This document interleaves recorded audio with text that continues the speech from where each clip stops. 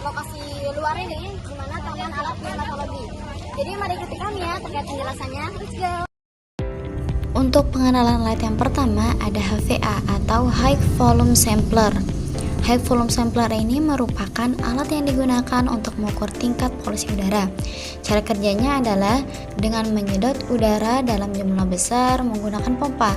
Kemudian partikel-partikel polutan seperti debu akan tertangkap pada filter khusus. Nah, dari hasil tersebut kita dapat mengetahui kualitas udara di suatu wilayah dan tingkat pencemarannya. Nah, untuk alat selanjutnya ada alat penangkar hujan. Alat penangkar hujan ini adalah alat sederhana, namun penting untuk mengukur jumlah curah hujan yang turun. Air hujan yang jatuh akan ditampung dalam wadah, lalu diukur volumenya dalam satuan milimeter.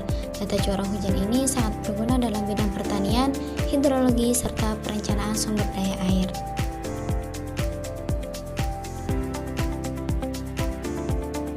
Nah, alat yang ketiga ini ada penangkar hujan observatorium.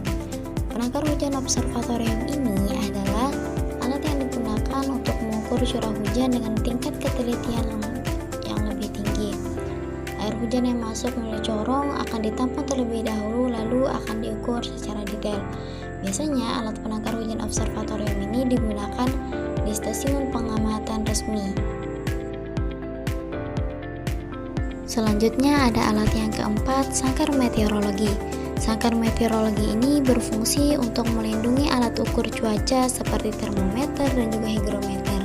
Sangkar ini dirancang agar tetap memungkinkan sirkulasi udara, tetap melindungi alat dari sinar matahari langsung dan juga hujan, sehingga hasil pengukurannya akan lebih akurat.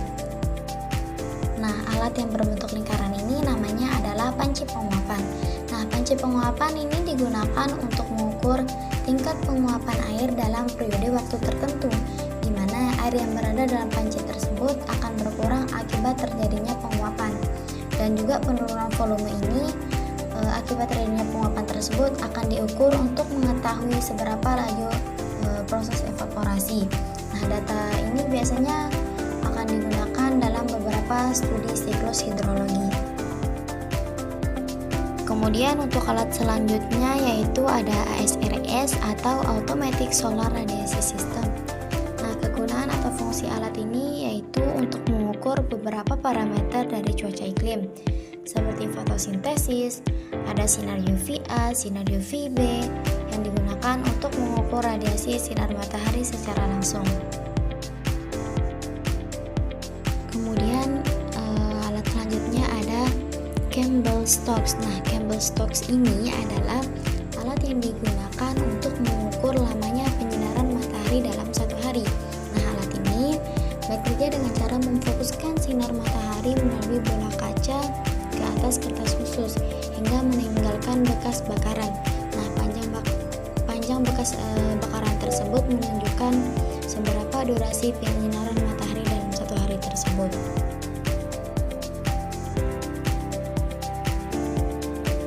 Selanjutnya, alat-alat yang berjejer ini namanya adalah termometer tanah gundul. Nah, termometer tanah gundul ini digunakan untuk mengukur suhu tanah pada berbagai kedalaman, di mana kedalamannya mulai dari 10 cm, 30 cm, 50 cm, hingga kedalaman 1 meter. Pengukuran ini penting untuk mengetahui kondisi termal tanah, terutama dalam bidang pertanian, karena suhu tanah memengaruhi pertumbuhan tanaman dan aktivitas mikroorganisme di dalam tanah.